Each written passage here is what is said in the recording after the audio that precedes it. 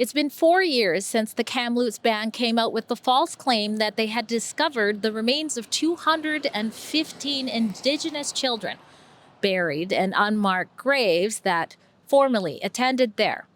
It's also been 4 years since a high school history teacher named Jim McMurtry was also marched out of this high school behind me in Abbotsford, BC, that is W.J. Mowat Secondary. As always, telling you the other side of the story, Rebel News has covered his plight, which included being suspended and fired and never being allowed to be returned to teach to date. And it also includes telling you very early on that those claims were false. And the reality is that to date, not a single body has been discovered, not just at the Kamloops band, many other bands that made similar claims based on ground-penetrating radar. But Jim McMurtry has never stopped his fight to become a teacher, and he has never silenced his voice. And today, on the 4-year anniversary of him being marched out, May 30th of 2021, and never to return to teach the kids for sharing residential school truths that the state doesn't like, such as if there were bodies, they would have died from something like tuberculosis, not murder. Today, he came here with this book, The Scarlet Lesson, that he's written about what happened to him, a teacher who was punished for standing in truth. And he did a book signing right across the street. You're not going to want to miss how he was treated, which is just as brutal as the day he spoke to the kids to try to calm them down. You should want to know the truth. If there are no dead bodies in Kamloops, why did the school say that? Why did the school say that? Why can't it's a book? What's being afraid of a book? The book's not going to hurt you folks. What do you think that means to not just British Columbia, but to the younger generation? Oh, I think it's tragic. That's why I pulled my son. They don't want to feel any pride in their culture, in their upbringing, what it means to be Canadian. They're supposed to be ashamed of themselves. Just being told that we're on stolen land. I mean, what's the point? What our kids don't have any grounding in anything. They don't have any pride. It's tragic. In the future, our future doesn't look bright for our kids because they don't believe in anything anymore. Drea Humphrey here with Rebel News. I'll make sure to link the book below. And I wanted to talk to you just before I get to what happened in the protests. First of all, to explain the reason why I didn't catch the cops myself and relying on somebody who did capture the footage, who we will credit, because I was also covering another protest on another important issue at the exact same time in the same city. So by the time I got here, the police had already left. You're still going to see some of what happened to them. But I also want to show you what we are dealing with in the province of British Columbia. At our special website called KamloopsDocumentary.com, you can find many reports of people being canceled, just like Jim, for saying things like, to date, there haven't been any bodies. That includes MLAs like Vancouver's Dallas Brody, who was kicked out of the Conservative Party of BC after backlash for saying such. And you can also find our documentary and chip in to cover some of the costs to bring that truth out to you that uncovered and investigated the claim as well. But what I really want to point out is this MLA, in case you haven't seen it, her name is Rohini Aurora, and she, go figure, is a BC NDP MLA, the government that rules in our province. And this is what she wants you to believe. Even if we didn't personally cause colonization, we live in a country shaped by it. That's why many non-Indigenous people, including myself, use the term settler, uninvited guest, or for white folks who self-describe as colonizer. It reminds us that we are here because of a colonial system that still impacts Indigenous communities today. Through historically underfunded services, title rights, over-policing, boil water advisories, the legacy of residential schools, and missing and murdered Indigenous women, girls, and Two-Spirit people. Some may feel uncomfortable with these terms, but they are not meant to divide us. When we understand the history, we see why they matter. These words remind us that we live, work, and benefit from being on Indigenous land, land that was often taken without consent, especially here in British Columbia. Unceded means unsurrendered. So I'm going to ask Jim's attendees, of course, why it was important for them to be here and what they think of such madness coming out of our own legislature and more. You don't have your job back, but you still have your voice. And in fact, you've put that into a book called The Scarlet Lesson. Tell us what the heart of that is about. The Scarlet Lesson is, it's a sequel, I guess, to the Scarlet Letter, the long ago woman who was made to wear the letter A for adultery and be stained for the rest of her life. And ever since I said that kids in residential schools weren't murdered, I have really been wearing my own letter, meaning I can't ever work again. And so the book is my side of the story. I think it's also an interesting sort of journey into what they do to employees who have, gone off script.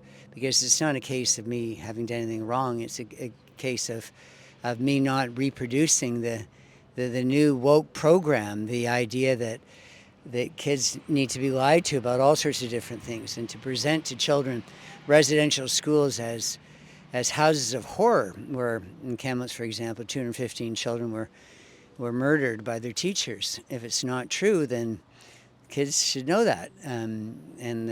But the school district, and not just here in Abbotsford, but everywhere in Canada, they're far more interested, I think, than in making Canada out to be this terrible racist country with an awful past and not getting at the truth.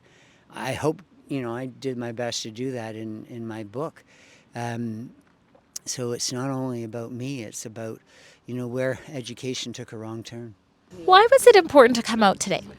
Oh, I feel very strongly about the cause. Jim was fired from his job almost 4 years ago for simply telling the truth about residential schools, and I heard about it, and I personally pulled my son almost 4 years ago as well because of all the gender ideology and the woke indoctrination going on in schools, and I'm so sick and tired of them lying to our kids, and I thought this was a great event to show the teachers, the activists, the students what truth means, and we're facing the truth, and they don't want to deal with it, and they were hostile, they were spitting on us. The superintendent came out, the police told us to not be hostile, and these kids are so aggressive now. They're so woke and brainwashed. They can't even think for themselves. It's just tragic. So I feel very strongly about supporting Jim, and I want other teachers who have been fired or have been subject to this kind of indoctrination to realize that there's other people out there that are saying no, and we've got to be supportive, group together as a team and fight this crap. My sister was in a residential school in Kamloops. Yes, and so elaborate more about that. Why be here then? To support her memory, And what's that memory? the memory of her being in the school and her being taken from me when she was 4 years old. But my mother had no choice at the time, so in my 4-year-old eyes, it was that she was taken from me, but in actual fact, it was the best thing for her at the time. And do you remember if your mom, your parents, voluntarily allowed her to go to school, or did someone come in, bust down the door, and take her? Yeah, volunteered. And why do you say it was the best thing for her at the time? Another thing you don't know about me is that I come from a dysfunctional family, so I don't have many memories of that time. Yeah, and you were young too. I was very young. But why do you say it was the best thing for your sister to go there? As I said, my mom thought it was the best thing for her because of the circumstances that my family was in at the time. So when you heard about the 215 that were found in unmarked graves out there, what was the first thoughts that were going through your mind? I knew right away it was a hoax because of my experience, my personal experience of having gone to that school to visit my sister. And I saw for myself that it wasn't as it was portrayed by that band. What did you see at the school on the times that you visited, and how was your sister when you saw it? My sister was happy, and to tell the truth, I was very jealous of her because she had all sorts of perks that I didn't get at home. I just came to support Jim. I intend to read his book and hopefully I can either make my own decision whether it's got some validity or I'll dismiss it. But I think there's no, writing a book, reading a book, having discussions should not be scary. And I just want to learn more. They look at where are the bodies and they're triggered. And I don't know what's so triggering about it. Like generally when, correct me if I'm wrong, but I think when there's a murder, especially to the extent that the residential school situation, I've heard hundreds, thousands. I've never been a police officer, but it's my understanding that they cordon off the crime scene, and investigators go in, forensics people. They, dare I say, they take a shovel or two as well and look into these allegations of murder and send the bodies off to the coroner or the pathologist or whoever. But none of that has happened in this case, and that's a mystery to me. So that's why I'm asking the very simple question. And neither has repatriation, which is very important in the First Nation culture, Indigenous culture, and that is if there are lost loved ones buried somewhere, you're supposed to return their remains to their respective tribes. So that's not happening either. You should want to know the truth. If there are no dead bodies in Kamloops, why did the school say that? Why did the school say that? Why can't? It's a book. What's being afraid of a book? The book's not going to hurt you, folks. Can I tell you my story? I'd love to. So I was a teacher at the school. Yeah. And 4 years ago I was fired. And the big thing that got me fired was saying in Kamloops there wasn't murder. That the kids that died there died from disease. Yeah. Tragically, I have Indigenous friends. I have an Indigenous friend right here. The end there. She's an Indigenous friend. Her sister went to the Kamloops Reserve. So I'm not anti-Indigenous at all. Yeah. I'm going, tell the kids the truth. Well, 4 years ago, everybody in the country, please tell me you were taught this, because all the schools, where kids were told about their graves and kids were murdered, right? The mass graves. The mass graves. So you were told that. You're confirming for me that this is real. And you're an Indigenous student telling me that you have been taught about that. So me as a teacher was saying, well, that didn't happen. They didn't find graves. There wasn't murder. Certainly wasn't a mass grave. But kids back in time in all schools did die, sadly, from disease. Yeah. That's all I did, man. That's it.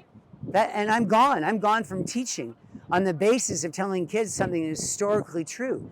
That nuns and priests, because that's people that taught back then in Indigenous schools.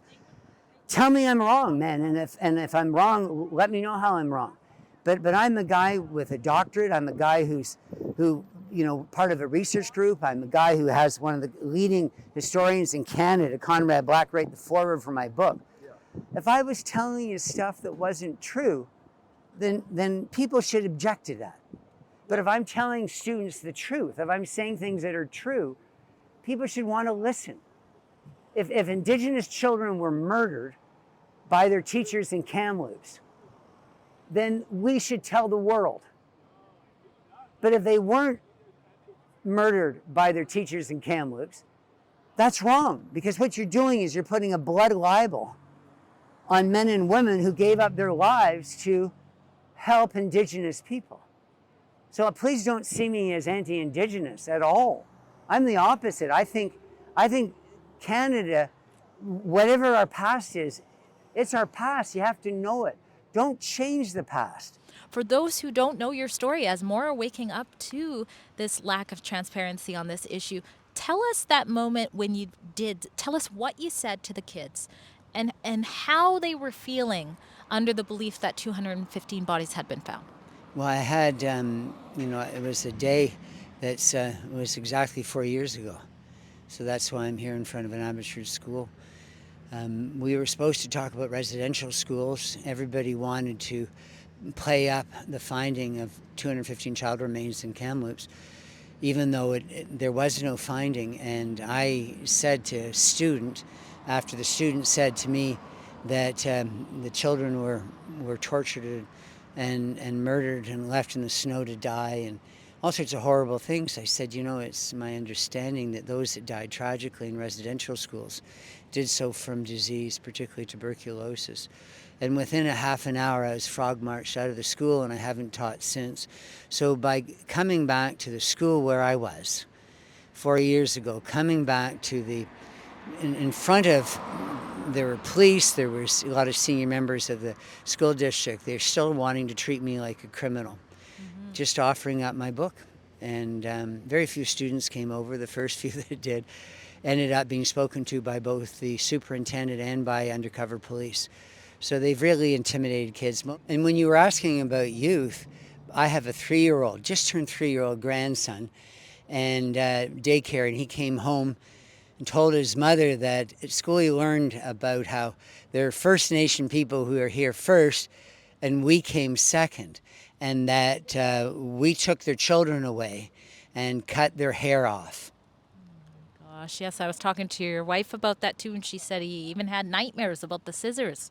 Yeah, they don't wait. And this is a kid who just turned 3 years old. So a lot of what is wrong what's happening in schools, it's not so much what they say, is that they're choosing to sexualize little children, horrify little children, manipulate them. I just think that, we've lost all sense of how we raise children. But now we are seeing more people, even some elected officials, also saying there are no bodies that have been discovered there to date at Kamloops. What do you make of that progression? What does that mean? That's a very good sign. We've got politicians starting to say it. Of course, they left the Conservative Party as a result of that. But if Dallas Brody and her team can grow to represent a real Conservative Party, that would be very promising in the future, because we can't speak truth. Politicians are all shut down. They're all controlled. So we can't speak truth to anything. Then what's the point? The government's a waste of time. And I want to be able to speak freely or hear freely from people, even who I disagree with. And I might hear their point of view and then say, no, their claims are unfounded. But I'm not afraid of talking to. And what do you think the issue of teacher Jim McMurtry being marched out of class, suspended, fired, 4 years later still not returned, what does that mean for our young generation? It means they're not being told the truth about residential schools and such an important part of our history. And like I say, it seems to me that the government, whether it's Eby and the gang or Carney or whoever, they expect us to all hang our heads in shame for eternally, because I get the impression that no amount of money, land claims, apologies, none of it will ever be enough. So we're all just supposed to hang our heads in shame. There's a ton of administrators. Okay, those are administrators. There's a superintendent of the school district talking to another guy from senior superintendent, talking to students. They're wanting to know what I asked them. We got undercover police officer there talking to. So they're talking to all the kids that came over here. They're interrogating the kids that came over to talk to a former teacher who's staying at a distance, who's written a book. Imagine that, writing a book. And on the basis of having a PhD and years of experience in researching about residential schools, and having Conrad Black, the most distinguished journalist in Canada, writing the foreword to my book, for students coming and talking to me, look, they're being dealt with. Wow. By the RCMP guy and the blue, and then by two senior administrators. What do you think about the fact that more people are willing to say, where are the bodies? Well, I think that we have had some success. The first person who did a documentary film on this was either you or Lauren Southern. You both did amazing jobs. So, it was journalists that broke the story. I did my part, I suppose, by being publicly and transparently punished. So, it's come a long way. But there still is a very strong, I think, authoritarian impulse in our society that there are a lot of subjects that people can only have one opinion on. And I think that doesn't bring about reconciliation. I think we first need to establish what the truth is. To have Indigenous children in schools constantly looking back at a trumped-up, version of history which presents, one group of people as the goodies and another as the baddies. That's not history. All groups have their sins. All groups have their triumphs, and I think the most important thing in school is to be able to speak freely. And you see today that that's not allowed. As soon as I arrived at the school, I was visited by 2 police officers. I said, I'm just here to peddle my book, and that was enough that was important enough in Abbotsford, where there's a lot of crime, that they needed to be with me for 3 hours. I thought that was, really, really hurtful. There is the BC NDP, our ruling government, is supporting the idea that anybody who's in Canada, doesn't even matter if you're born here. If you're not Native, you're a settler, you're a colonizer. What do you make of that? I am a settler. I was born here, but my family came from India through Canada's colonial immigration system, a country and system built on the displacement of Indigenous peoples. That truth doesn't exclude anyone. It includes all of us in a shared responsibility. True reconciliation means recognizing that Canada was built on the lands and suffering of Indigenous peoples. It's not about blame, it's about a shared responsibility. When we self-refer as settlers, it's a signal to Indigenous people that we understand the history of colonization. And I urge all members here to do the same. That's absolutely ridiculous. Anybody who came here and became a Canadian citizen are Canadian citizens. How can they be a settler after they've become a citizen? Oh, I think it's tragic. That's why I pulled my son. They don't want to feel any pride in their culture, their upbringing, what it means to be Canadian. They're supposed to be ashamed of themselves. Just being told that we're on stolen land. I mean, what's the point?